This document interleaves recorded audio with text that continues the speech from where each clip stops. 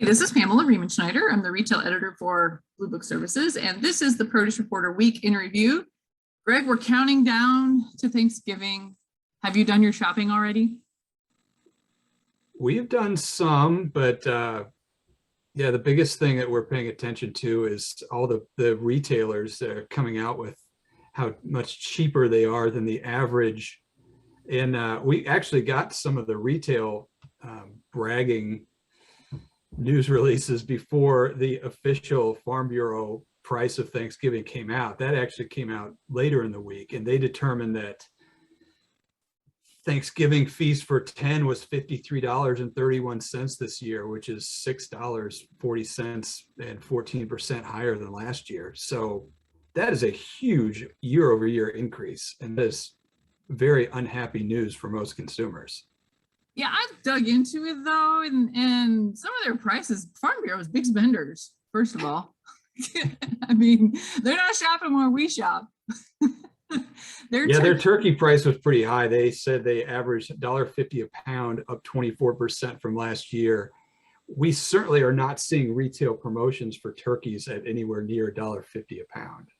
No, I mean, despite the inflation numbers that we keep hearing about, and a lot of the data organizations, including touting Analytics, with their recent report, Anna Marie's report for PMA, using some really great numbers from IRI, we're seeing like 6% inflation year over year.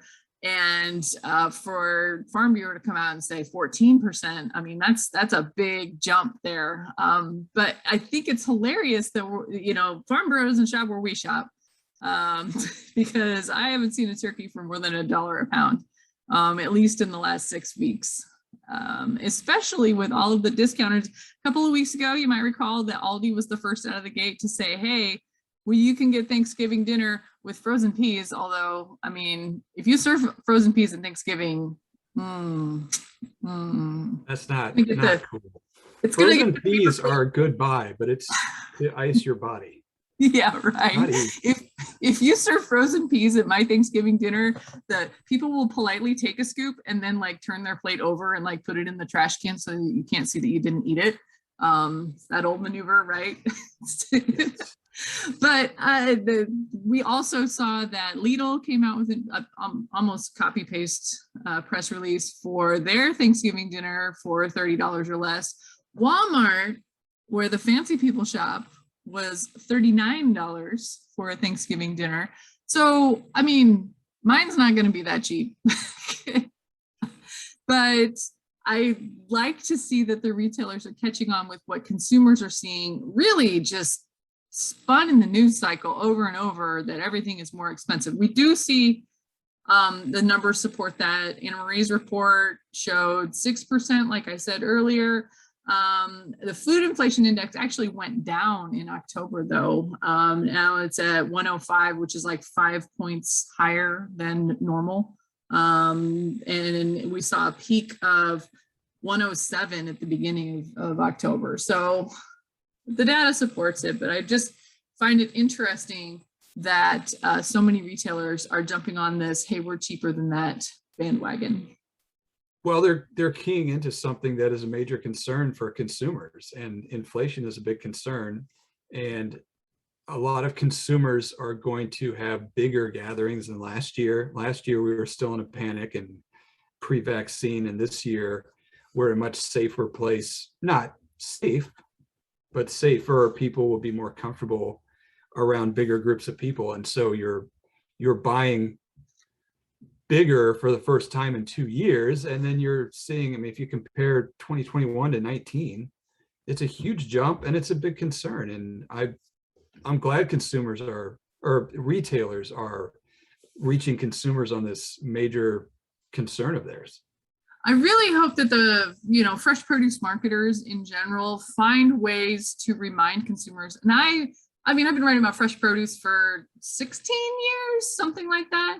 And every couple of years it comes up where I write a column reminding people that fresh produce is actually a very affordable option. It sometimes gets a bad rap about it being a costly Especially if you have a lot of food waste. I'm sure if you buy stuff and then just let your kale rot in the crisper drawer, that's not saving money. But a lot of the baseline items, especially this time of year, potatoes, onions, sweet potatoes, a lot of those things have tremendous shelf life and are actually nutritious and very affordable. I actually harvested all the pumpkins from my neighbors who weren't going to, they buy pie pumpkins and use them as jack-o'-lanterns, but don't actually cut them. They just put them on their door. And so I got on my next door and was like, hey, if you're going to throw those pumpkins away, throw them my way and I'll actually make pie out of them. There are a lot of ways to save money, especially in the fresh produce department.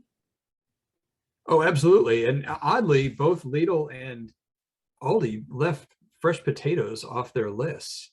I mean, it was so weird. What kind of Thanksgiving dinner doesn't have fresh potatoes? Not And my Thanksgiving. Sweet potatoes were on there. Sweet potatoes also should be on there, but certainly not as a replacement for russet potatoes. No, I mean, for me, it's like Thanksgiving, the foundation of the sides is actually the mashed potatoes, because you just start building your leftovers from there. I mean, I make at least 10 pounds of mashed potatoes for my family of 5. But that's because I'm counting on leftovers for like 4 days at least of all the different ways that you can eat mashed potatoes after Thanksgiving. I mean, it is the holiday that I indulge in mashed potatoes, and I cannot believe both of those retailers left potatoes off of their list. That's a crime. No, they certainly have them, and they're certainly affordable because I go to Aldi all the time, and I'm sure I've got a bag of potatoes in my cabinet right now that's from there.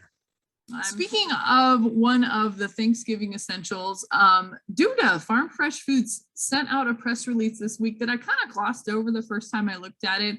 And then I actually went back and was like, what is this all about? And it is going along with something that we're covering in the next edition of Online Produce Shopping, The Path Forward, our collaboration with category partners. And it is about how brands and how fresh produce can contribute to impulse buys and suggestive selling. And I mentioned that I really think as more retailers become more mature at selling groceries online, we're going to see the software like just leaps and bounds better than it was. We're no longer going to be that, turnkey, barely working website that you have an intern basically updating the photos for.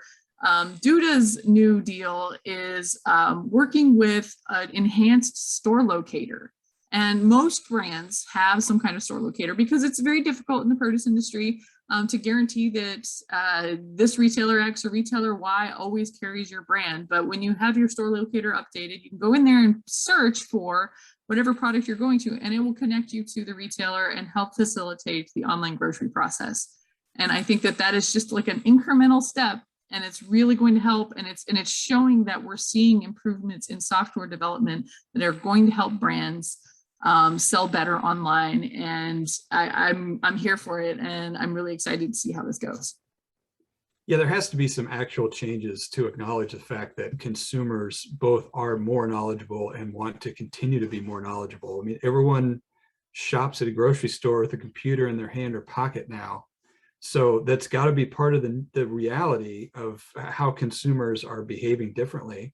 They do want to find out about these brands, and they want to find out where they can buy them. And I really think this is the beginning of seeing a lot more of things like this, these kinds of investments. I mean, we've had an Instacart press release almost every day of them layering on more features and more things that they're offering for the retailers that they work with, and also directly to consumers. So I would not be surprised if we start to see a lot more capabilities for brand promoting, especially online, really quick. I mean, we're not talking 6 months from now. We're talking, beginning of the year. A lot of these features are probably rolling out right now. Everyone's just mired in the end of the year and the Thanksgiving pull and the Christmas pull and the holidays. We don't see a ton of innovation going on right now, but I think as we turn the corner into the new year, some of this stuff's going to start to roll out, and we're going to see a lot more of it ramp up. Yeah, and everyone has a short week next week, so we'll be back in less than a week. Yeah, less than a week, but that's it for now for the Produce Reporter Week in Review. If you are not getting the Produce Reporter newsletter, twice a day, you need to go to producebluebook.com and sign up.